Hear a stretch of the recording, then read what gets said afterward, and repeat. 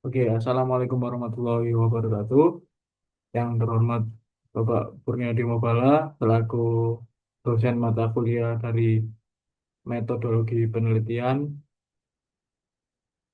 Perkenalkan, saya Bima Hidayat Restu Putra, NFP 30 dari kelas TB6B, akan mempresentasikan hasil proposal metodologi penelitian selama satu semester ini yang berjudul Studi eksperimental pengaruh suhu dan konsentrasi surfaktan terhadap penurunan viskositas minyak mentah berat untuk meningkatkan efisiensi aliran dalam pipa.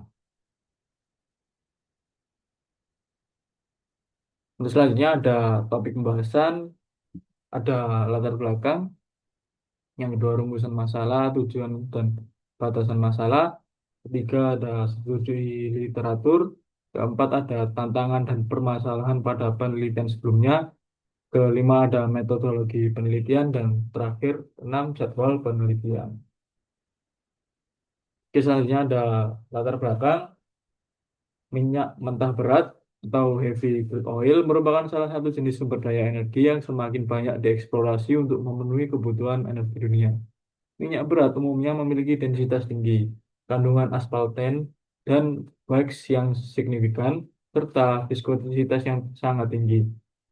Karakteristik ini menyebabkan sebagai permasalahan dalam sistem transportasi, terutama ketika fluida dialirkan melalui pipa dalam jarak jauh. Salah satu permasalahan utama dalam transportasi minyak berat adalah tingginya viskositas fluida yang menyebabkan peningkatan tekanan gesekan antara fluida dengan dinding pipa.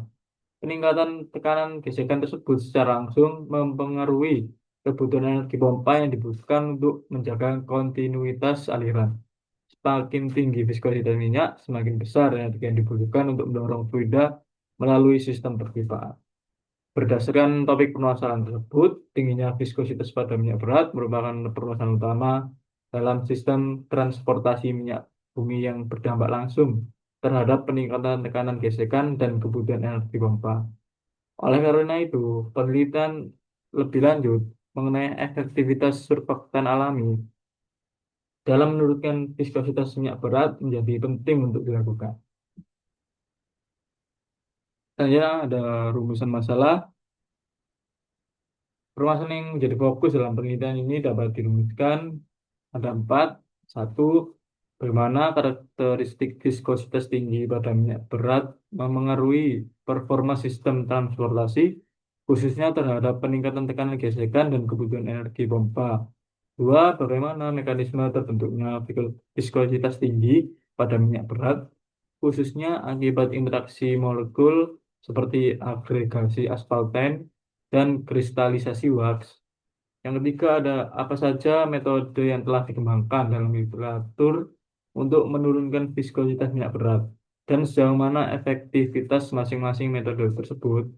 Keempat, apa saja kelebihan dan keterbatasan dari berbagai pendekatan penurunan viskositas minyak berat berdasarkan tinjauan studi literatur.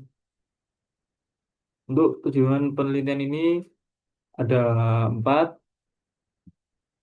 Satu ada menganalisis bagaimana viskositas tinggi pada minyak berat berdampak terhadap sistem transportasi fluida, khususnya dalam peningkatan tekanan gesekan dan konsumsi energi pompa.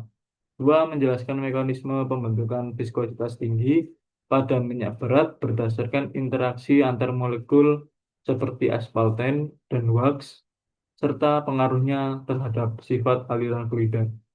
Ketiga, mengidentifikasi dan membahas berbagai pendekatan penurunan viskositas minyak berat yang telah dilaporkan dalam studi literatur, seperti metode pemanasan, pelarutan ringan, surfaktan, adiktif kimia, dan nanopartikel. Keempat, mengevaluasi kelebihan dan keterbatasan dari masing-masing pendekatan berdasarkan parameter efisiensi penurunan viskositas, potensi aplikatif, dan dampak lingkungan. Selanjutnya ada studi literatur. Di sini saya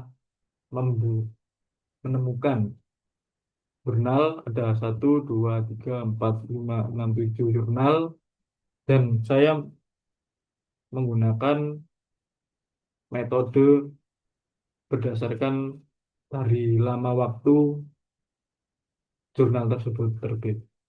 Yaitu ada jurnal Talal El Wahabi et al, ada Joao Felipe Basane 2016, ada Jian Zhang 2017, ada Zhu 2018, ada Al Daweri dan Al Serehi 2019, dan Negi 2020 dan Hui 2020 juga.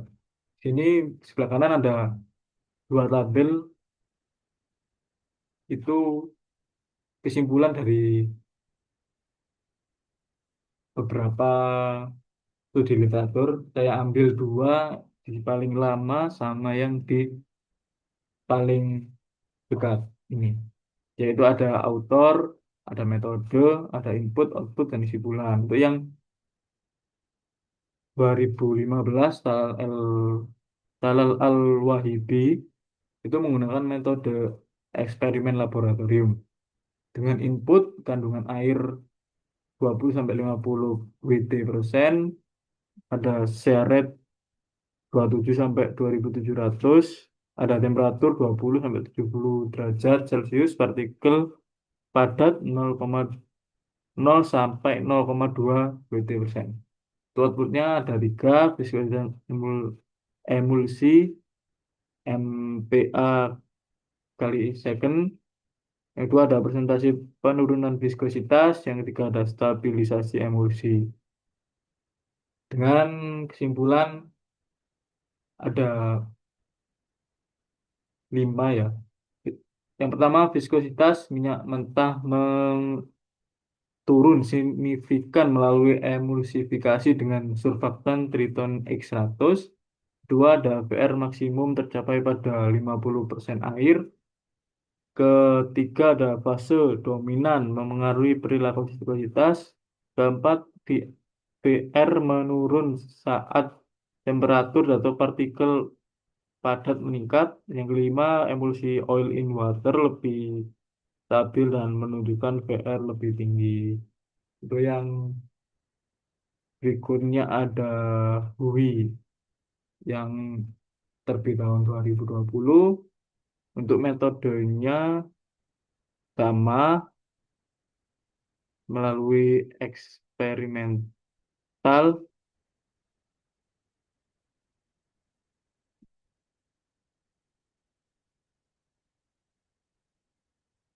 Untuk input, output, dan kesimpulan bisa dilihat pada PowerPoint tersebut. Oke, yang selanjutnya ada tantangan dan permasalahan pada penelitian sebelumnya. Nah, untuk saya ambil dari tantangan umum terlebih dahulu, yaitu ada tiga. Satu, kompleksitas komposisi minyak berat, yaitu kandungan aspalten dan wax yang bervariasi antar sampel menyebabkan perbedaan drastis dalam perilaku reologi dan respon terhadap perlakuan. Hal ini membuat penelitian tidak mudah digeneralisasikan ke semua jenis minyak berat. Itu saya ambil dari jurnal Zhu et al. 2018. Yang kedua ada sifat reologi non-Newtonian. Sifat minyak berat tidak menunjukkan perilaku fluida konvensional. Viskositasnya sangat bergantung pada suhu, shear rate, dan waktu. Ini menimbulkan tantangan dan perancangan alat uji dan interpretasi hasil eksperimen. Zhang 2017. Yang ketiga ada stabilitas sistem emulsi atau campuran. Beberapa metode seperti emulsifikasi atau penambahan surfaktan menghasilkan penurunan viskositas yang signifikan. Namun kestabilan emulsi dalam waktu lama menjadi kendala. Pemisahan fasa atau koalescen koalesensi tetesan minyak sering terjadi. Itu ada di Al-Wahibi et al. 2015. Untuk tantangan dan permasalahan pada penelitian sebelumnya dengan pendekatan metode. Pendekatan metodenya itu ada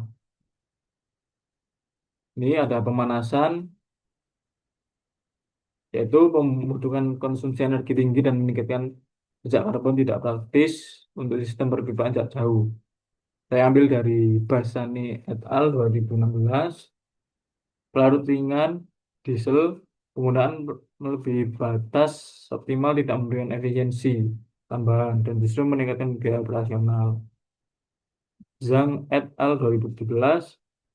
Kemudian ada emulsifikasi dengan surfaktan, diperlukan keseimbangan antara konsentrasi air, surfaktan, dan minyak.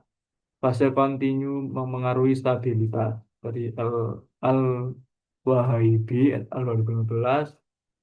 Selanjutnya ada aditif kimia PRA polimer. Kompatibilitas antara struktur polimer dan aspalten sangat berpengaruh. Polimerisasi lebih efektif tapi lebih rumit secara sintetis. Zhu et al. 2016 ada biomaterial, efek viskositas pada minyak berat masih terbatas dibandingkan pada minyak ringan. Memerlukan dosis tinggi dan pengaruhnya cenderung kecil, kurang dari 20%. Itu ada di Al-Daweri Al 2019. Yang terakhir ada nanopartikel. Efektivitas sangat tergantung pada ukuran partikel dan media injeksi. Partikel kurang dari 20 nanometer efektif tapi rentan agregasi, dari T et al. 2022. Untuk selanjutnya ada metodologi penelitian. Saya menggunakan metode cara studi eksperimen dengan rincian: satu ada identifikasi masalah, dua perumusan studi dan literatur, tiga persiapan bahan alat, keempat perancangan eksperimen, kelima pelaksanaan eksperimen, keenam pengolahan dan analisis data, tujuh evaluasi hasil dan revisi eksperimen jika diperlukan, delapan penyusunan kesimpulan dan rekomendasi. Untuk studi literatur, saya ambil dari jurnal dan tugas akhir. Setelah itu ada pengumpulan data yang diperlukan, yaitu ada konsentrasi surfaktan dan variasi suhu dan waktu. Untuk pelaksanaan eksperimen ada dua, pencampuran dan pengujian, lalu ada juga uji viskositas. Selanjutnya ada pengolahan dan analisis data, ada grafik viskositas PS suhu dan konsentrasi. Kedua ada grafik dBr dan yield stress. Ketiga ada evaluasi reologi. Untuk apakah hasil sesuai dengan mengedepankan hasil efektivitas lebih besar dari target, dan mekanismenya apakah sesuai dengan teori. Jika tidak, kita ulang lagi dengan ke pelaksanaan eksperimen, yaitu pencampuran dan pengujian dan uji viskositas. Jika tidak, jika iya, lanjut ke kesimpulan dan saran. Untuk flowchart-nya seperti yang gambar di samping. Nah, untuk jadwal penelitian di sini saya buat kurang lebih 20 minggu dengan rincian sebagai berikut.